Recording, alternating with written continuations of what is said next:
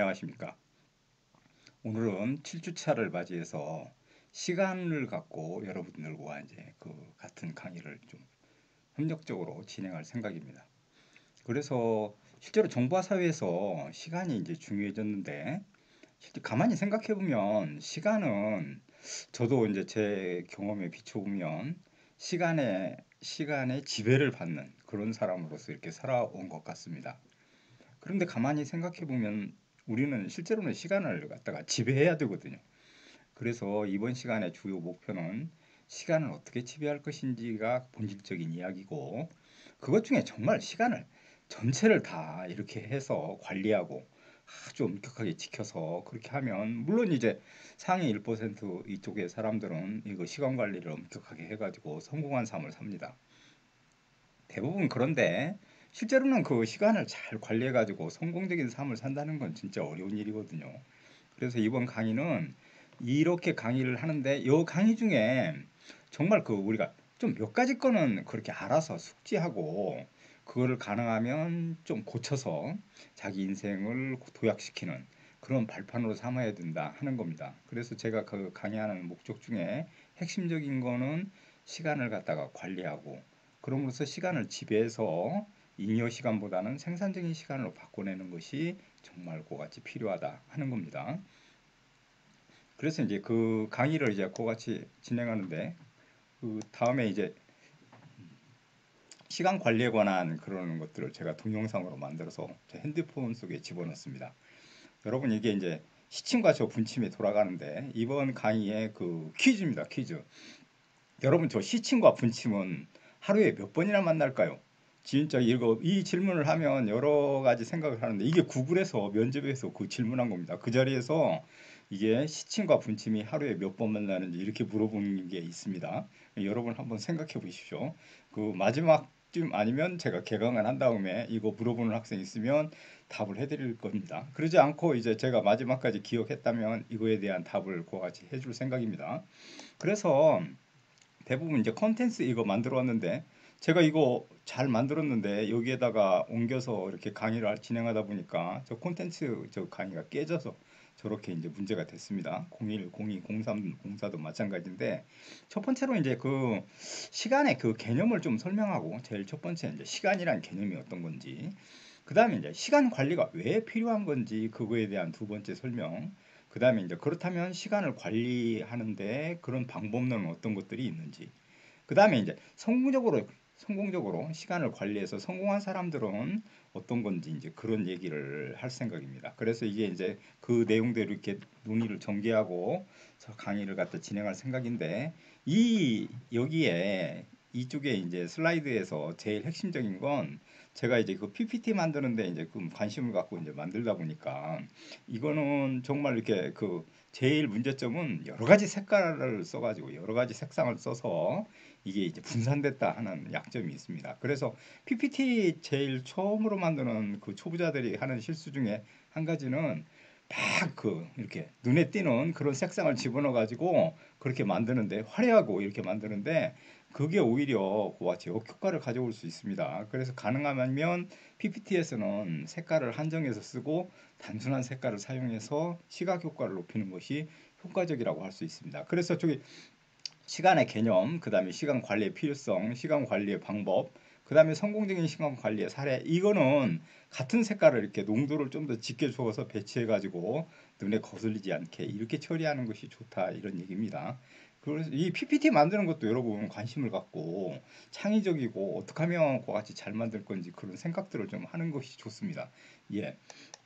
그래서 첫 번째 이제 그와 같은 것들은 시간의 그 개념인데, 실제로 우리가 이제 시간의 개념은 무엇일까 이렇게 하면, 시간은 사물의 변화를 갖다가 인식하는 겁니다. 그러니까 어떻게 인식해 나가는 건지. 그래서 이제 시간의 개념인데, 이 시간은 이제 그 전근대 사회와 근대 사회에서 이제 시간 개념들이 달라지고 산업혁명을 기점으로 해서 완전히 패러다임을 달리했다, 이제 이렇게 얘기해 볼 수 있는데, 이 기법 중에 여기 PPT 만들면 제가 이거를 갖다가 곡선 형태로 이렇게 구부려 놔 가지고 물결이 시간이 흘러가는 그런 의미를 상징했는데 여러분 그렇게 느끼실지 어떨지는 모르겠습니다. 아무튼 시간의 개념 이거는 이제 여러 가지 방법으로 설명해 낼 수 있는데 그것 중에 이제 처음에 이제 원시 공동체 사회에서 출발해서 농경 사회로 왔을 때 대부분 인간은 시간을 어떻게 인지했는가 하냐 우리 지금처럼 많은 세분화된 그런 시간을 인지한 건 아닙니다. 그러니까 제 생각에는 계절적으로 그렇게 인지하기 시작하고 하루와 낮, 그 밤 이런 방식으로 인지해서 고대인들은 그 농사를 짓는데 그 시간을 갖다가 관측해 가지고 자기의 유리한 쪽으로 시간을 갖다가 개념을 설립해 나가는 설정해 나가는 그런 방식을 채택했다는 게 커다란 특징입니다. 그러니까 초창기 인간은 시간을 관측해서 그거를 갖다 자기 삶을 갖다 영위하는데 효율적으로 활용했다 이제 이런 것이 되는 겁니다. 근데 이제 이 부분이 점점 이제 산업화 사회에 들어서면서 이게 이제 그와 같이 상당 부분 바뀌면서 시간을 갖다가 측정하려고 드는 것이 이제 핵심적인 겁니다. 그러니까 초창기에는 시간을 관리했는데 이 시간을 측정하는 것이 시간에 대한 개념의 패러다임을 완전히 바꿔놨다. 이제 이렇게 쉽게 얘기해 보면 그렇습니다. 근데 이제 이걸 시간을 갖고 좀 더 얘기해 보면 시간은 절대적인 거다. 이제 이런 생각을 했다는 게 이제 그 철학자들의 생각이었습니다.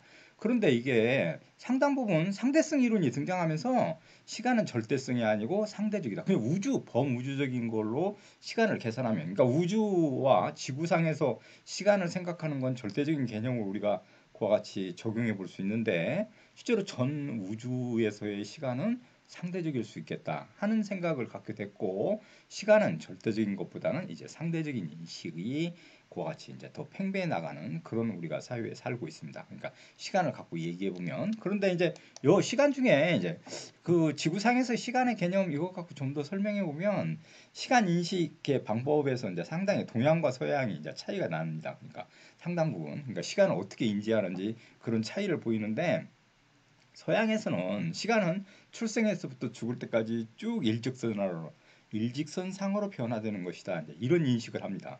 그러니까 이제 서양, 한국은 마찬가지로 서양의 그와 같은 일직선상의 그런 개념을 받아들여서 한국도 태어나서 죽을 때까지 이제 이런 방식이랄지, 그러니까 시간은 일직선상으로 흘러가는 거다. 이제 이런 개념을 갖고 있다는 겁니다.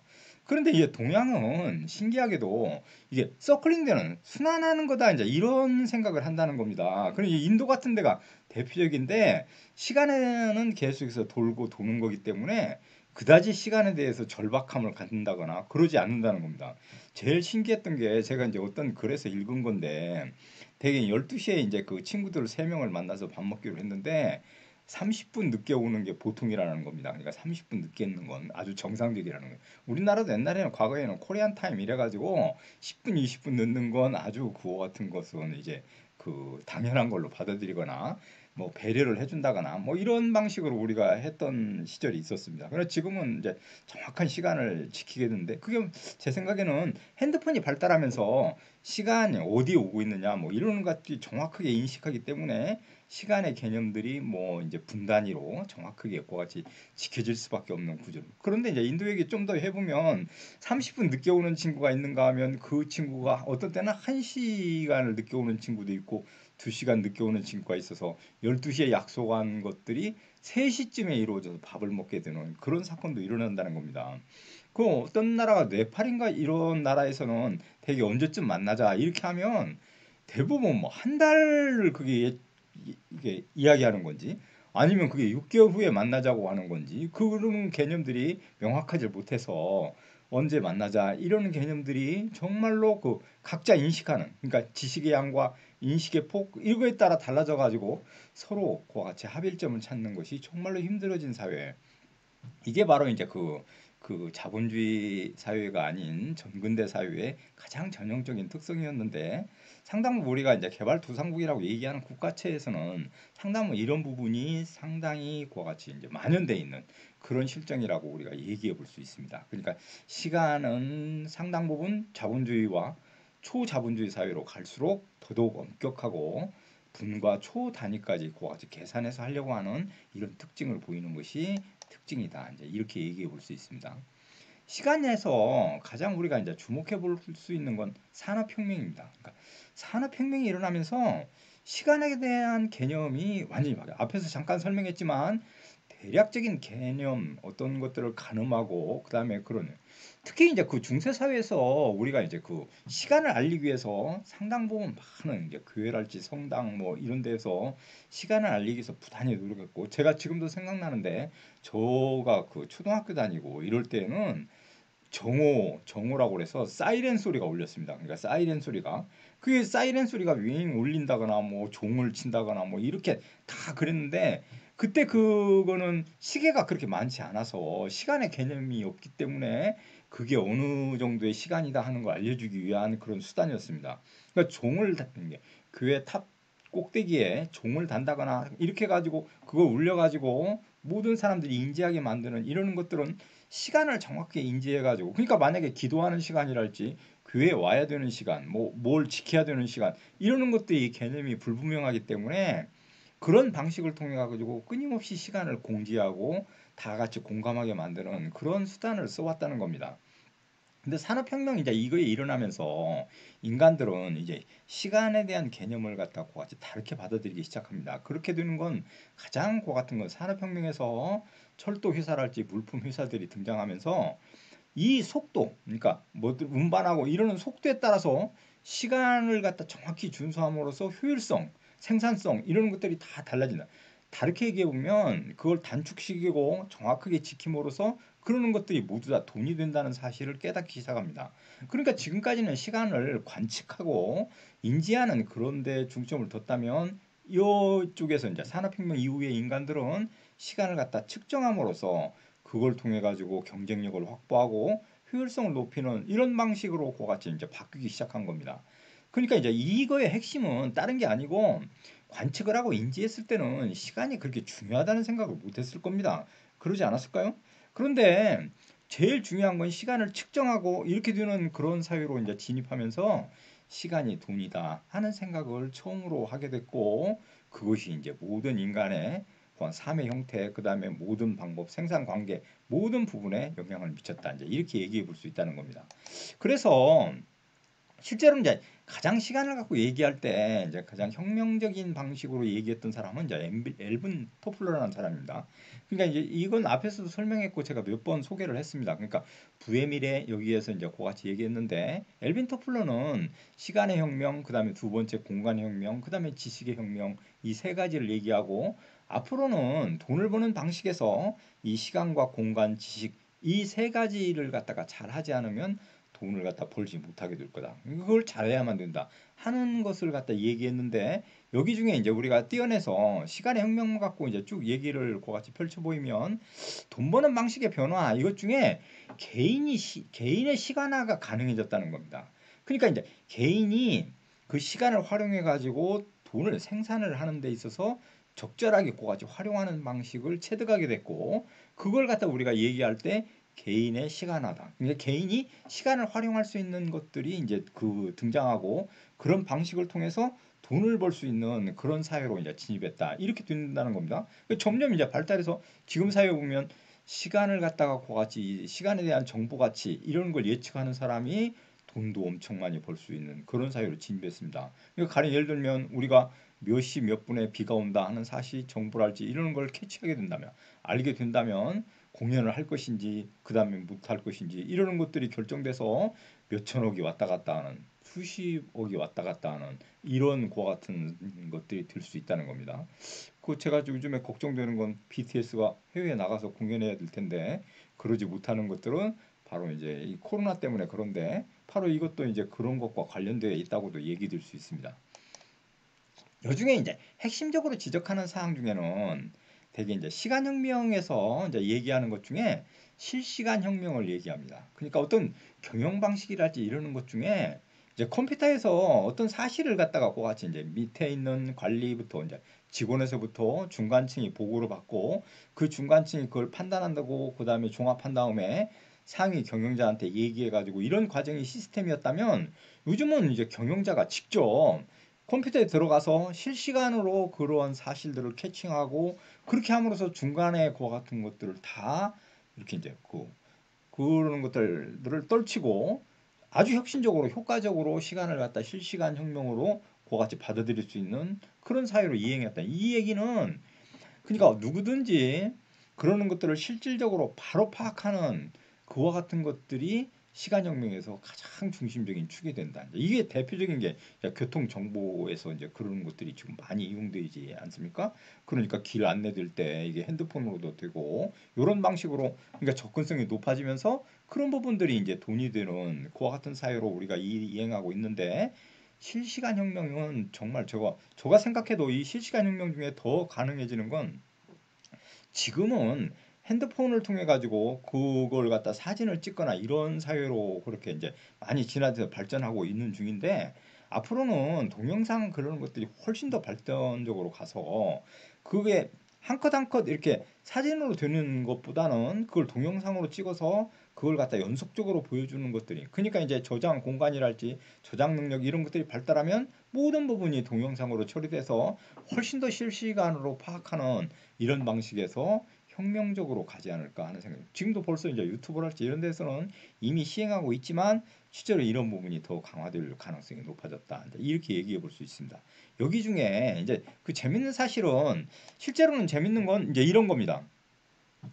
이 엘빈 터플러가 지적하듯이 이 시간에 대한 그런 속도 이것과 이제 상관관계를 얘기하면서 이걸 설명했는데 이게 이제 그 기업이 그 시간을 갖다 과 같이 변혁하고 그러니까 시간을 통해서 그런 것들을 변화시키고 어떤 것들을 갖다 체질을 바꾸고 그다음에 이제 조직을 변화시키는 그런 것들을 속도로 표현해서 이제 그렇게 이제 설명하고 있습니다. 기업 같은 경우는 100km로 달려나간다. 그 변화의 속도를 보면 시민 단체가 한 90km로 지금 달리고 있는 상태다. 이렇게 얘기하고 이 우리가 살고 있는 가족들은 60km로 그같이 변화의 속도에 적응하고 있다. 이제 이렇게 얘기한 노동조합 같은 경우는 30km, 정부가 25km 정도 들고 공교육 그러니까 교육에서 약 10km 정도로 그렇게 달리는 변화 속도가 그다음에 이제 정치 조직은 뭐 한 3km 정도 달리고 최고로 그와 같이 이제 늦게 그와 같이 변화 과정을 보이는 건 되게 법이다. 이제 이렇게 이제 얘기하고 있습니다. 그래서 이제 이 변화의 속도는 그러니까 우리가 이게 지체 현상이라고 하는데 기업은 저런 빠른 속도로 변화하는데 기업 그다음에 이제 법이랄지 정부 이런 것들이 따라가지 못해서 지체 현상이 일어나고 그러는 것들이 사회의 부조화 현상으로 일어나는데 이거 중에 가장 대표적인 걸 우리가 생각해 보면 비동시화 그러니까 비동조화라고 우리가 얘기할 수 있습니다. 그 동조화에 대한 부분은 이제 그 좀 얘기해 보면 이게 이거는 이제 여기서의 핵심적인 사항은 제가 얘기하는 건 지체 현상입니다. 그러니까 기업 같은 경우는 저렇게 빠른 조직력과 변화 과정을 보이는데 실제로 교육이랄지 이런 부분에서는 아주 느린 속도로 그와 같이 변화를 보이고 있고 그런 것들을 갖다 따라가지 못하는 그러한 상태를 보여준다. 이제 지금의 이제 코로나 전 단계 BC 그러니까 코로나 비포 코로나 이래가지고 BC라고 얘기할 수 있는데 그 전 단계에는 그 강의도 그렇습니다. 강의도 실제로 그런 부분에서는 기존의 방식을 그대로 유지해서 변화의 속도랄지 이러는 것들을 거의 감지하지 못했는데 코로나가 오면서 지금 이게 동영상 강의로 다 돌아서게 되니까 여기에서 그 PPT 작성하고 그래 효율적으로 그 자기 지식을 전달하는 방식에도 아마 교수님들이 대부분 적응하지 못하는 교수님들이 엄청 있을 거라고 생각해요. 저도 이제 그 잘 적응을 못해서 뭐 여러 가지 문제를 일으키고 있는 중인데 그래도 상당 부분 이제 하려고 저는 노력 중인데 그러지 못하는 경우도 은근히 많아질 수 있다. 이제 이러는 것들이 비동조화의 문제고 이것이 심각한 거다. 이제 이렇게 얘기 될 수 있는데 그 시간에서 가장 중요한 요소가 동조화입니다. 동조화. 그러니까 동조화라는 건 그렇게 서로 밀접돼 관련돼 있는 것들이 그 한 방향으로 똑같이 움직이는 그 같은 상태 뭐 그런 것들을 동조화라고 합니다. 쉽게 얘기해 보면 우리가 수능 시험을 언제 몇 시에 며칠에 그다음 몇 시에 언제까지 본다. 이런 사실이 동조 전체 국민들 한국의 시민들이 모두 다 인지하고 모두 인지하는 건 아니지만 적어도 인지하고 그게 동조화시켜서 똑같이 그러니까 비행기도 안 뜨고 그때는 뭐 여러 가지 뭐 그런 제약을 두는 거 아닙니까? 그러는 것들을 동조화라고 하고 이 동조화 문제가 잘 갖춰져야만 국가가 경제적으로 발전할 수 있는 그러니까 한국 같은 경우는 대개 이제 5천만 인구를 갖고 있고 실제로 공감 능력이 뛰어나다는 건 이 시간의 동조화에서도 우리가 어느 정도 목표를 달성해서 그런 것들을 하게 된다고 얘기할 수 있습니다. 이 동조와 마찬가지로 아웃사이더 좀 얘기지만 표준화라는 게 있습니다. 그러니까 중국 같은 경우는 너무 나라가 그러니까 넓고 이래서 실제로 이제 그 어떤 나사를 갖다 우리가 예를 들어 설명해 보면 어떤 나사에 약 1mm를 기준으로 해가지고 그걸 깎는다 이러는데 그 1mm라는 단어가 어디에서는 몇 척 뭐 그렇게 다 척으로 한다거나 몇 자 뭐 이런 방식으로 다 달라가지고 그 1mm가 통일이 안 돼서 그 나사는 그 지역에서만 쓰이고 전체가 쓰이지 못하는 이런 현상이 일어난다는 겁니다. 이러는 것들을 이제 표준화 문제라고 하는데 이 부분도 실제로는 동조와 마찬가지로 그렇게 관련되어 있습니다. 아, 죄송합니다. 이 비동조와 그 자원 낭비 이거의 대표적인 것이 이제